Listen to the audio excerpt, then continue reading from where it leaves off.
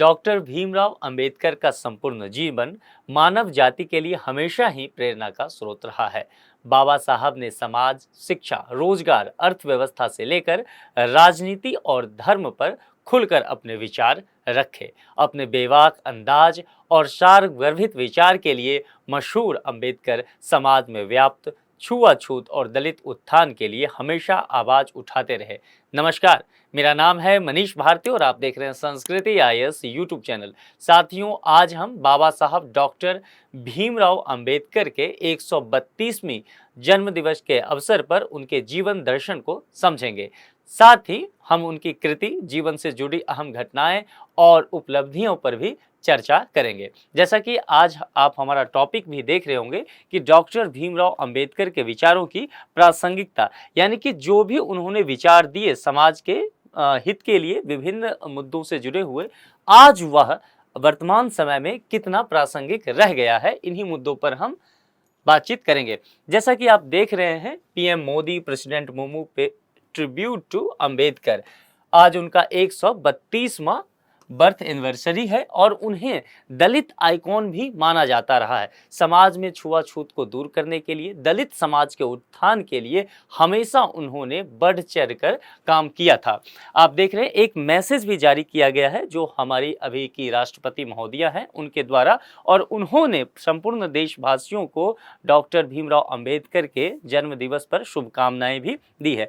बाबा साहब अंबेडकर के जीवन से जुड़े हुए यूं तो बहुत सारे दर्शन हैं, विचार हैं जिन्हें अनुकरण किया जाना चाहिए और हमारा समाज उनका अनुकरण करता भी है। एक चीज जीवन के बारे में, अगर जैसा हम जीवन दर्शन कह रहे हैं, तो जीवन के बारे में बाबा साहब ने कहा था कि life should be greater rather than long, यानी कि जीवन जो है वह महान होना चाहिए, यह नहीं कि बहुत लंबा हो। जीवन की अवधि जो है, उम्र सीमा हो, वह भले ही कम हो, लेकिन अपने विचार और दर्शन से इंसान बहुत बेहतर काम कर जाए। यह इनका एक फिलॉसफी था। चलिए इनके बारे में थोड़ा सा डिटेल से जानते हैं और समझते हैं इनके शुरुआती जीवन के बारे में कि इनका जन्म कहाँ हुआ, इनकी शिक्षा और दीक्षा कहाँ इन्होंने प्राप्त की।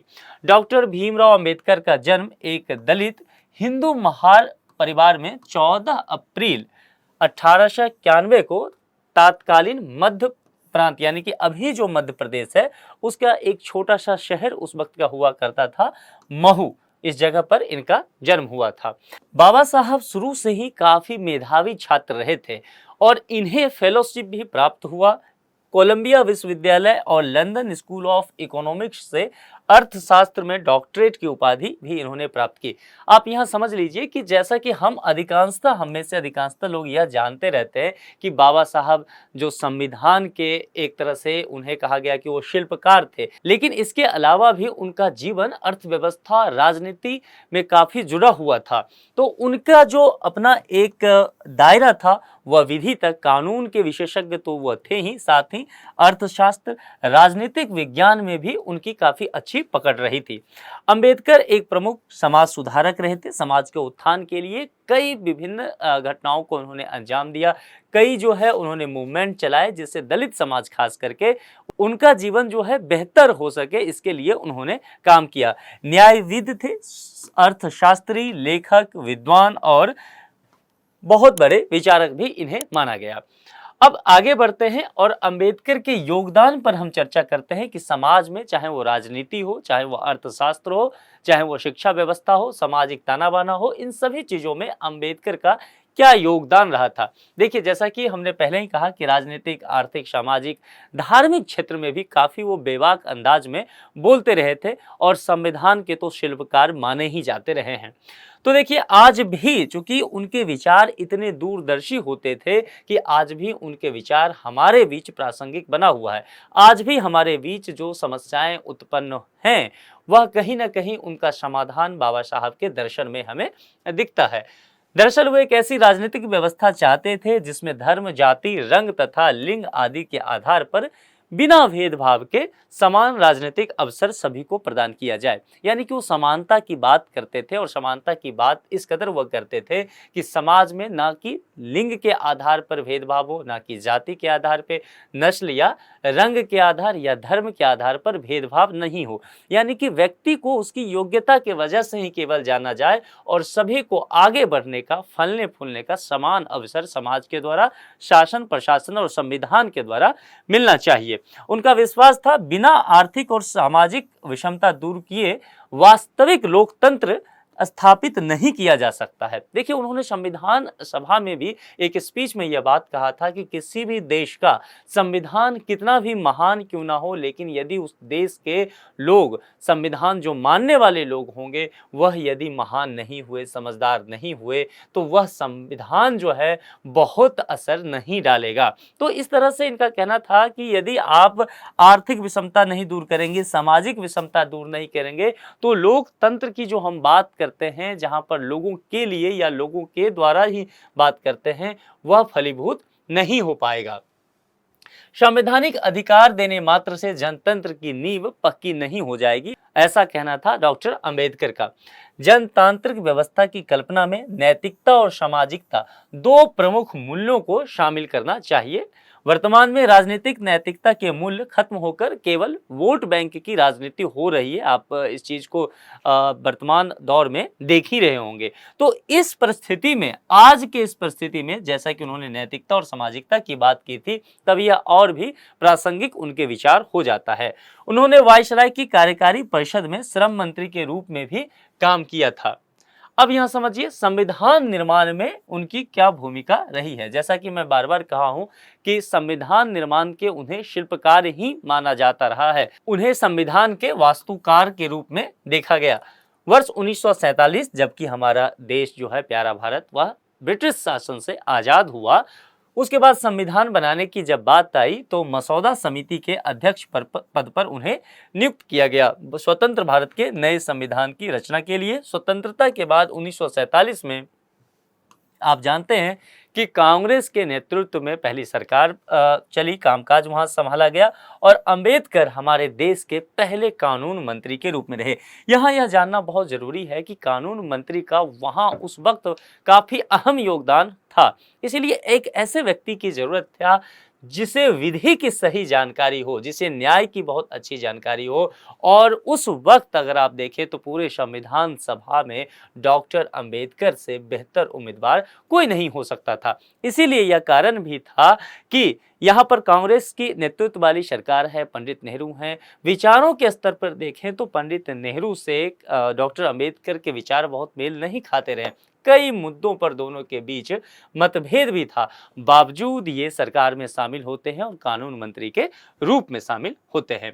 आर्थिक क्षेत्र पे भी इन्होंने काफी अच्छा काम किया है। जैसा कि मैंने पहले ही कहा कि जब भी हम डॉक्टर अंबेडकर की बात करते हैं तो हमारे माइंड में एक दलित आइकॉन का चेहरा आता है, हमारे मस्तिष्क में यह बात आती है कि छुआछूत, अस्पृश्यता या धर्म को लेकर के खुलकर बोलने वाले व्यक्ति के विचार आते हैं, या फिर संविधान के शिल्पकार का विचार आता है। लेकिन डॉक्टर अंबेडकर इससे दूर कहीं अर्थव्यवस्था पर भी अपने विचार को काफ़ी बेहतर ढंग से रखते थे और उनके विचार आज भी अर्थव्यवस्था पर दिए जो विचार हैं वह प्रासंगिक है। वर्तमान समय में जहां भारतीय अर्थव्यवस्था में बेरोजगारी, गरीबी और शिक्षा, आय एवं संपत्ति में व्यापक असमानता और अकुशल श्रम इत्यादि समस्याएं विद्यमान है, ऐसे में जो डॉक्टर अंबेडकर का आर्थिक विचार था वह और भी प्रासंगिक हो जाता है। देखिए, डॉक्टर अंबेडकर ने 1800 से 1893 के समय अवधि के दौरान विनिमय के माध्यम के रूप में काफी काम किया था। इस मुद्दे पर उन्होंने काफी रिसर्च किया था और भारतीय मुद्रा जो रुपया है इसके विकास के लिए उन्होंने काफी काम किया कि जो एक्सचेंज हो, यानी कि आयात निर्यात हो, उसमें भारतीय मुद्रा रुपया को कैसे बढ़ावा दिया जाए, इस पर इन्होंने काफी काम किया। उपयुक्त मौद्रिक व्यवस्था के चयन की समस्या की भी उन्होंने व्याख्या की थी। यदि उनके दो बुक देखें यहाँ पर, ये डॉक्टर अंबेडकर के द्वारा ही लिखी गई किताब है, the problem of the rupee, its origin and it's solution. ये आप यहाँ समझ लीजिए, यह किताब है इनके द्वारा लिखा हुआ। दूसरा है small holdings in India and their remedies, doctor BR Ambedkar. आप चाहें तो यह किताब खरीद के पढ़ भी सकते हैं। समानता की, जैसा कि मैंने बात की थी कि समानता पर काफी वो जोर देते रहे, उन्होंने अपना पूरा जीवन समानता पर जोड़ दिया। समानता का अधिकार धर्म और जाति से ऊपर होना चाहिए। उनका मानना था कि कि कोई भी व्यक्ति सिर्फ इसलिए पूजनीय नहीं हो कि वह किसी विशेष धर्म या किसी विशेष जाति से आता हो, बल्कि व्यक्ति में यदि योग्यता हो तो निश्चित तौर पर से उसे पूजनीय माना जाना चाहिए, उसे समान अवसर मिलना चाहिए, उसे समाज प्रशासन बढ़ावा दे, आगे बढ़ने में मदद करे। प्रत्येक व्यक्ति के सर्वांगीण विकास के समान अवसर उपलब्ध होने चाहिए और यह भी किसी समाज की प्रथम और अंतिम नैतिक जिम्मेदारी होनी चाहिए, ऐसा उनका मानना था। समाज में यह बदलाव सहज नहीं होता था। वह इस बात में भी यकीन रखते थे कि निश्चित तौर पर जो यह चीजें हैं, लंबे समय से जो अनादिकाल से सामाजिक व्यवस्था बनी आई है, चाहे वो वर्ण व्यवस्था हो या धार्मिक व्यवस्था हो, उसमें आमूल चूल परिवर्तन रातों रात नहीं हो जाएगा, उसमें वक्त लगेगा, लेकिन उसके लिए कई पद्धतियां जो है, नई पद्धतियां उसे अपनाने की जरूरत है। भारतीय संविधान के अंतर्गत अनुच्छेद 14 से 18 तक जो समानता का अधिकार दिया गया है, आप जानते हैं कि यह जो है संविधान के भाग 3 का क्या है, फंडामेंटल राइट्स है, हमारा मौलिक अधिकार है। तो इसे 14 से 18 अनुच्छेद तक इसमें रखा गया है, समानता के अधिकार की बात की गई है, आप ऑलरेडी पढ़े होंगे पॉलिटी में। तो इसके तहत भारत में लिंग, जाति, धर्म, क्षेत्र, नस्ल, इन सबों को परे रखते हुए व्यक्ति को सर्वांगीण विकास के लिए, गरिमामयी जीवन जीने के लिए समान अवसर देने की बात की गई है। सामाजिक क्षेत्र में उनके क्या योगदान रहे, जरा इसे देखिए। भारतीय समाज में प्रचलित वर्ण व्यवस्था, जाति प्रथा और अस्पृश्यता का विरोध किया उन्होंने। निचली जातियों को राजनीतिक शक्ति प्राप्त करने पर उन्होंने बल दिया। इनका मानना था कि यदि दलित समाज का प्रतिनिधि व्यक्ति राजनीति में ना हो, संविधान सभा में ना हो, तो फिर उस वर्ग की आवाज कैसे सत्ता तक, शीर्ष तक पहुंचाई जा सकती है। इसीलिए इनका यह जोर था कि दलित व्यक्ति शिक्षित हों, साफ सुथरा भी रहें और उसके अलावा राजनीति में अपनी सहभागिता को बढ़ाएं। कोई भी आपकी शिकायतों को दूर नहीं कर सकता है और आप उन्हें तब तक दूर नहीं कर सकते जब तक कि आपके हाथों में राजनीतिक शक्ति ना हो। यानी कि वो दलित समाज से कह रहे थे, खास करके दलित समाज से, वैसे दलित, शोषित, वंचित, महिला या अल्पसंख्यक सभी समुदाय पर यह लागू होता है। जो भी समाज में संसाधन के बंटवारे में, आवंटन में पीछे रह गया है, उन सबों से इनका कहना था कि यदि आप चाहते हैं कि व्यवस्था में परिवर्तन हो तो आप बाहर रह के नहीं ऐसी उम्मीद कर सकते हैं, आपको खुद राजनीति में एंट्री लेना होगा और अपने विकास के लिए अपने हाथों से ही काम करना होगा। उन्होंने निचली जातियों को सशक्त बनाने के लिए सकारात्मक कार्रवाई के रूप में अलग निर्वाचन मंडल का सुझाव दिया था। इस पर हम डिटेल से बात करेंगे, अभी फिलहाल इतना समझ लीजिए, क्योंकि जैसे ही पुनः समझौता की बात करेंगे तब हम आकर के इस पर डिटेल से बात कर लेंगे। सकारात्मक कार्रवाई के रूप में इन्होंने कहा था कि अब थोड़ा सा उदार होना चाहिए समाज को और दलित समाज के लिए अलग निर्वाचक मंडल को बना देना चाहिए। मूक नायक नामक एक पाक्षिक समाचार पत्र भी इन्होंने शुरू किया था। पाक्षिक यानी कि मतलब एक पक्ष की बात की जा रही है, यानी कि 15 दिन की बात की जा रही है, ठीक है। स्वराज, अस्पृश्यों की शिक्षा, अस्पृश्यता की बुराइयों जैसे मामलों को पर डॉक्टर अंबेडकर ने अपने दृष्टिकोण इस अखबार में रखे थे। वर्ष 1924 में बहिष्कृत हितकारिणी सभा की स्थापना इन्होंने की, जिसमें दलितों में शिक्षा और जागरूकता फैलाने के उद्देश्य से काफी कुछ लिखा गया। वर्ष 1930 में नासिक में कालाराम मंदिर सत्याग्रह शुरू किया गया था। यह सत्याग्रह क्यों हुआ था इसको देख लीजिए, यह इंपॉर्टेंट होगा। यहाँ से अछूतों के लिए मंदिर में प्रवेश कराने के लिए एक आंदोलन की शुरुआत की गई थी और वह यही आंदोलन था, कालाराम मंदिर सत्याग्रह। वर्ष 1932 में पूना पैक्ट हुआ था महात्मा गांधी के साथ। इसी को समझ लीजिए, यहाँ पर था कि आप लगातार पढ़ते भी होंगे, न्यूज चैनल पे देखते रहते होंगे कि महात्मा गांधी और अंबेडकर के विषय में बातें किया जाता रहा है कि दलितों के मुद्दे को लेकर के, जाति व्यवस्था को लेकर के दोनों में मतभेद था। तो देखिए, विद्वान पुरुष जो है, जो एक ही समकालीन व्यक्ति है, जरूरी नहीं कि सभी विषयों पर उनमें सहमति हमेशा बनी रही, किसी न किसी मुद्दे पर हो सकता है असहमति बना रहे।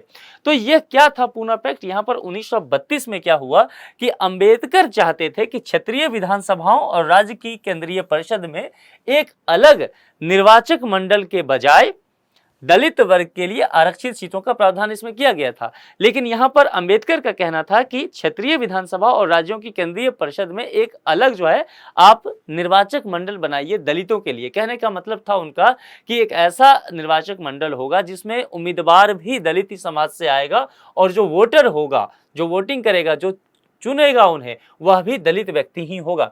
लेकिन गांधी यहाँ इस बात को मानने के लिए तैयार नहीं थे। गांधी का कहना था कि देखिए इससे क्या होगा, दलितों से समाज की जो मुख्य धारा के लोग हैं उनसे दूरी और बढ़ जाएगी। दलित पहले से ही वंचित हैं, तो जो समाज के मुख्य धारा के लोग हैं वह उन्हें और भी नहीं अपना पाएंगे। इससे वैमनस्यता बढ़ेगा, सामंजस्य नहीं हो पाएगा समाज में। तो उससे बेहतर है कि अलग निर्वाचक मंडल दलित के लिए ना हो करके दलित वर्ग के लिए आरक्षित सीट कर दिया जाए, यानी कि उम्मीदवार जो है वह दलित होगा, लेकिन जो वोटिंग करने वाले लोग हैं वह सभी जातियों से हो सकते हैं। लेकिन अंबेडकर का ऐसा मानना नहीं था। अंबेडकर कह रहे थे कि देखिए इससे क्या होगा कि अपर कास्ट के जो लोग हैं, तथाकथित अपर कास्ट, वो क्या करेंगे, अपने पसंद के दलित उम्मीदवार को यहां खड़ा कर देंगे और फिर वही दलित उम्मीदवार जीतेगा। तो खोने को वह तो दलित समाज से आएगा, लेकिन वह दलित समाज के पक्ष को सही से वहां नहीं रख पाएगा।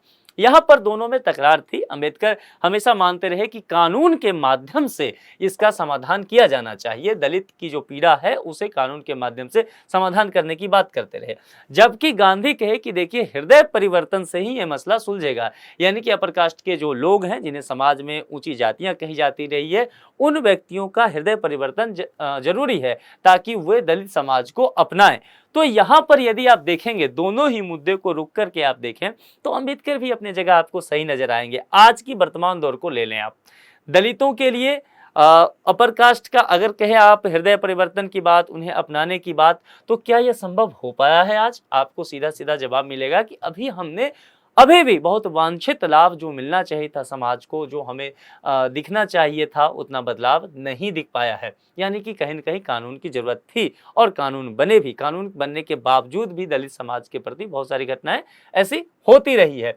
लेकिन आप गांधी जी के नजरिए से देखिए वर्तमान दौर में, तो अंबेडकर चाहते थे कि कानून बने, कानून बना भी, और लेकिन बावजूद आज देखेंगे कि चूंकि हृदय परिवर्तन नहीं हो सका, लोगों ने खुले मन से दलित को नहीं स्वीकार किया है जिन जिन क्षेत्रों में, तो वहां देखेंगे वहां समस्या बनी हुई है। तो दोनों ही परिस्थितियों की जरूरत है, कानून की भी जरूरत है और निश्चित तौर पे समाज के जो अपर कास्ट हैं जिन्हें माना जाता है वह खुले मन से दलित समाज को स्वीकार कर लें, तभी जाकर के मसला का समाधान हो पाएगा। तो यह पूरा मसला था। हालांकि उस पर जो हुआ, गांधी जी की बातें उस वक्त रखी गई, चूंकि गांधी जी अनशन पर बैठ गए थे और फिर उन्होंने भूख हड़ताल कर दिया था, खाना पीना छोड़ दिया था।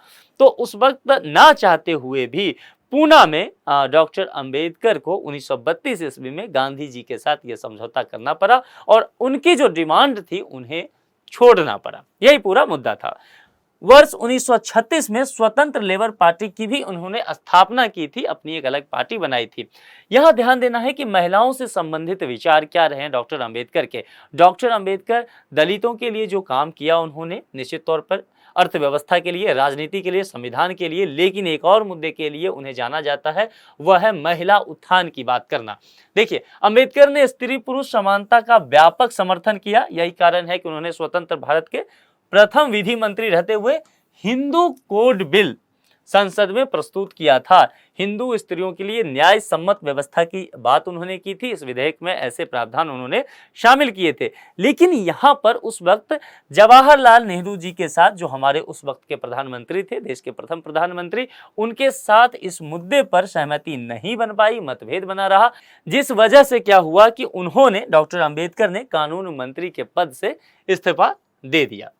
धर्म को लेकर के देखें, डॉक्टर अंबेडकर धर्म को लेकर के हमेशा ही मुखर रहे थे। तो धर्म को लेकर के उनका दृष्टिकोण हमेशा ही तार्किक रहा था और विचार पूर्ण रहा था। वो धर्म के प्रति डॉक्टर अंबेडकर का विचार हमेशा ही तार्किक रहा। वो धर्म को तर्क की कसौटियों पर तौल करके देखा करते थे। विभिन्न धर्मों की उन्होंने तीखी आलोचना भी की और उन्होंने अपने जीवन के अंतिम समय में हिंदू धर्म का परित्याग भी कर दिया। वे बौद्ध धर्म को अपना लिए और बुद्ध के मध्यम मार्ग पर चलते हुए उन्होंने अपने जीवन का शेष समय बिताया।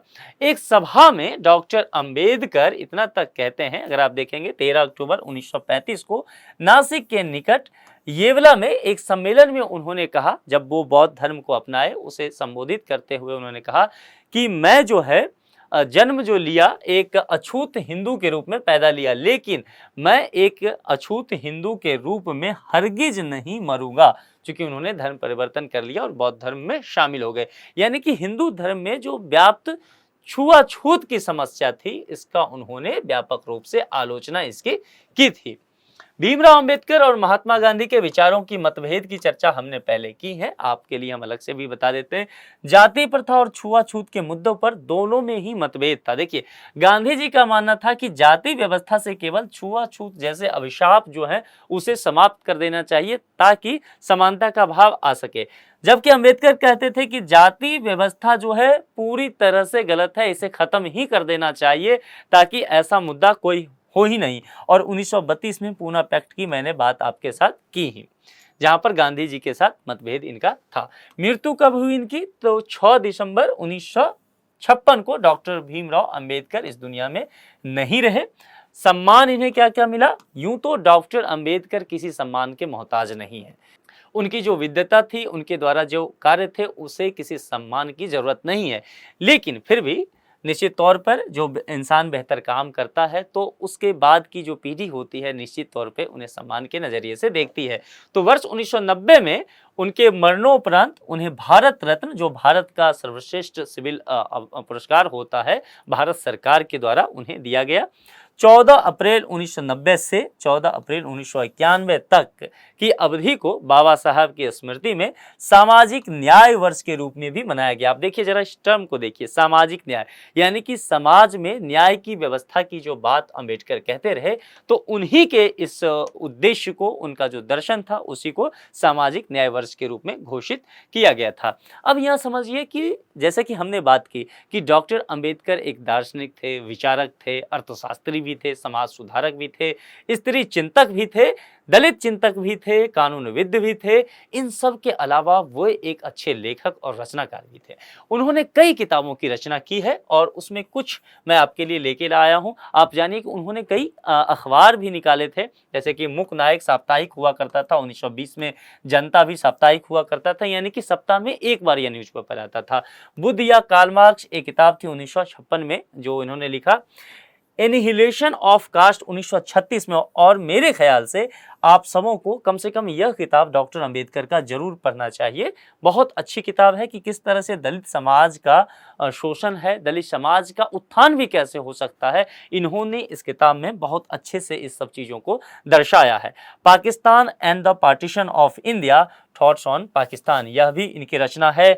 हु वेयर द सुद्राज और the cabinet mission and the untouchables, status and minorities waiting for a visa, आत्मकथा इनकी है यह। तो इनकी काफ़ी अच्छी रचनाएं हैं, आपके लिए यहाँ पर मैं कुछ रचनाओं को लेकर के आया हूँ।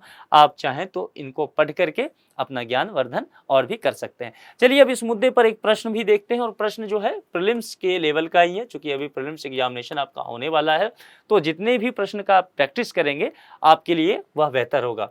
निम्नलिखित कथनों पर विचार कीजिए। क्या कथन है? वर्ष 1932 में हुए पूना पैक्ट के तहत दलितों के लिए एक अलग निर्वाचक मंडल की स्वीकृति प्रदान की गई। डॉक्टर भीमराव अंबेडकर जाति व्यवस्था को पूरी तरह से खत्म करने के पक्ष में थे। तीसरा है, डॉक्टर अंबेडकर ने स्वतंत्र भारत के प्रथम विधि मंत्री रहते हुए संसद में हिंदू कोड बिल प्रस्तुत किया। इनमें से कौन सा असत्य है आपको देखना है, यानी कि ध्यान रखना है कि इस 3 कथन में से कौन सा कथन असत्य है। जो कथन असत्य होगा उसके आधार पर ही विकल्पों का चयन किया जाएगा, यानी कि जो गलत होगा वही सही होगा। इसका ध्यान आपको रखना है। मैं उम्मीद करता हूं कि बाबा साहब के दर्शन आपके जीवन के लिए काम आएंगे और आपका जीवन उससे और भी सफल होगा। आज हमने जितनी भी चर्चाएं की है, यह आपके पठन पाठन को और आपके व्यक्तित्व को समृद्ध करने में सहायक सिद्ध होगी, ऐसी मुझे पूरी उम्मीद है। इस वीडियो में इतना ही रखते हैं, फिर नए मुद्दे के साथ आपसे मुलाकात होगी। अपना ख्याल रखिए। Thank you.